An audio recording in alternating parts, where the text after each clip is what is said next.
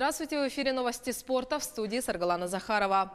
80 тысяч за нарушение антидопинговых правил. Совет Федерации на пленарном заседании принял закон о расширении перечня санкций за распространение и применение допинга спортсменами, тренерами и спортивными врачами. За умышленное использование или попытку использования перечисленными лицами запрещенной субстанции или запрещенного метода предусматривается наказание в виде штрафа в размере от 30 тысяч до 50 тысяч рублей. При этом за распространение допинга предусмотрены штрафы в размере от 40 до 80 тысяч рублей.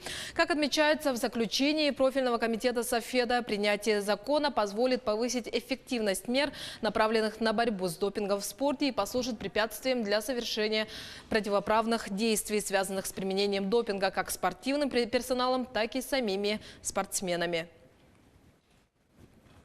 Челси сыграл в ничью с Бернли со счетом 2-2 в домашнем матче 35-го тура чемпионата Англии по футболу. Все голы были забиты в первой половине первого тайма. Счет на 8-й минуте открыл полузащитник гостей Джефф Хендрик, после чего дважды отличились футболисты Челси, полузащитник Нголо Канте и нападающий Гонсало Игуаин. На 24-й минуте счет равным сделал форвард Бернли Эшли Барнс. В турнирной таблице Челси поднялся на 4-е место, набрав 67 очков и обойдя Арсенал. Первые 4 команды чемпионата в следующем сезоне сыграют в групповом этапе Лиги чемпионов. Бернли с 40 очками идет 15-м в следующем туре. Челси в гостях сыграет с Манчестер Юнайтед. Бернли примет Манчестер Сити. Обе встречи пройдут 28 апреля. Полузащитник Валенсии, член сборной России Денис Черышев пропустит остаток сезона из-за травмы.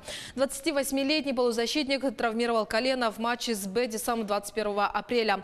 Об этом сообщает пресс-служба испанского клуба. В воскресенье Валенсия в гостях победила Бетис со счетом 2-1 в матче 33-го тура чемпионата Испании.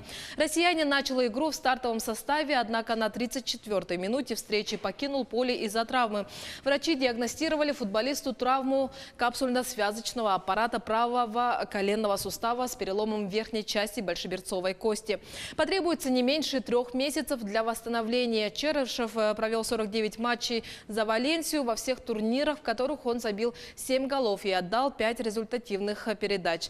В составе национальной сборной России футболист провел 22 встречи и отличился 9 раз.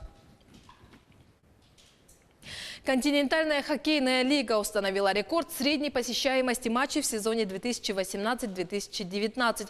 Об этом сообщает пресс-служба лиги. Показатель составил 6603 зрителя. Предыдущий рекорд был установлен в сезоне 2014-2015. Тогда на матчи в среднем приходило 6594 зрителя. Первый сезон КХЛ стартовал в 2008 году. В завершившемся регулярном чемпионате лиги победу одержал московский ЦСКА.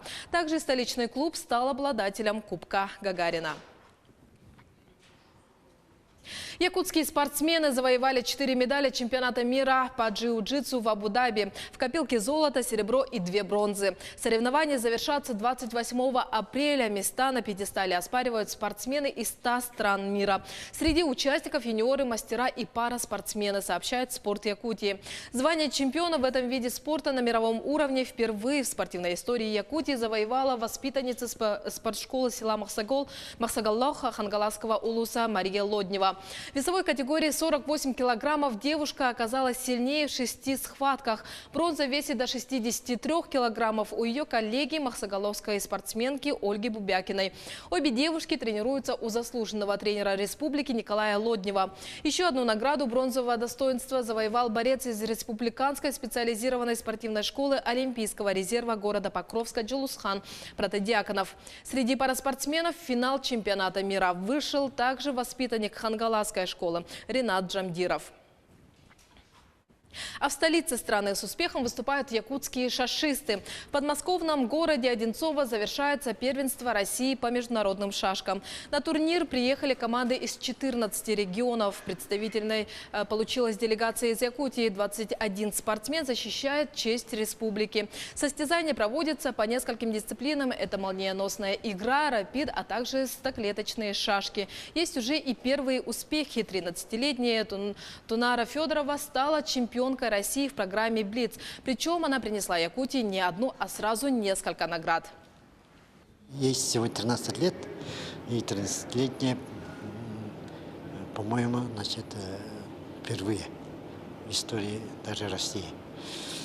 Далее Тунар участвовала, вот проходил тут Кубок России по русским шашкам, и она участвовала в молниеносной программе, и в молниеносной программе она заняла 2-е место.